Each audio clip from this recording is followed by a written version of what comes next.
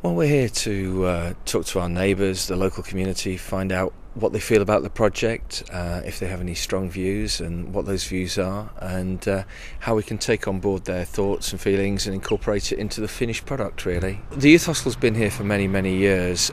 We've supported thousands and thousands of school trips, and lots of people coming to the area for a long period of time. Unfortunately, our facilities aren't what people expect them to be in this era, and the opportunity that the Sill gives us is to provide fantastic facilities integrated with a new National Park Visitor Centre.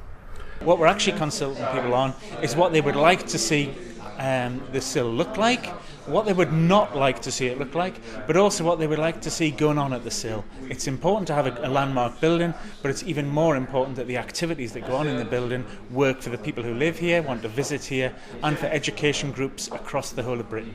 We're in a very sensitive site here. We're within a few hundred yards from Britain's largest World Heritage Site. People are walking along the wall. They need to enjoy the landscape. They don't want something that's going to jar and be ugly in the natural setting. At the same time, we want something that's going to be iconic. We want a building that's actually going to draw people here as well, so that people can see that the Sill is offering something new, something fresh, as well as enabling people to take refuge perhaps when the weather's not so good, and enjoy a good cup of coffee and a slice of cake, and enjoy the interpretation that they'll find on site. It's very important, this collaborative approach really to developing the designs, the buildings for the community to use, and we need to take on board the community's views. And so this is a great starting point, and today it's been fantastic finding out the types of images and materials and activities people want to see here.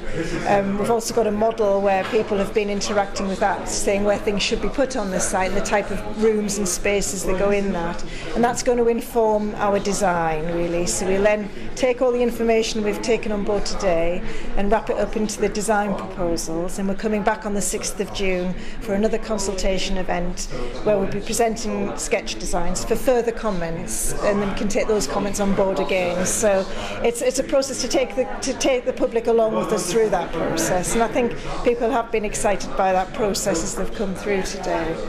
This project, in its long-term partnership with local schools like ours, allows those core curriculum subjects to be brought into what they do here, just as much as the science, the biology, the botany, the zoology, the things which they very well know the names of, but that's what will start them on that journey.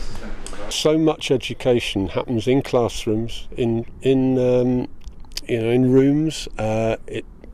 And a lot of children these days spend so much of their time indoors, stuck in front of a telly or a computer screen, and to actually get them outside and engaging with the real world and starting to understand the ecology and biology of the planet is good from my point of view. and the Sill will only help that, I suppose. Absolutely, yeah. The Sill is a stepping stone really for people to engage with the natural world.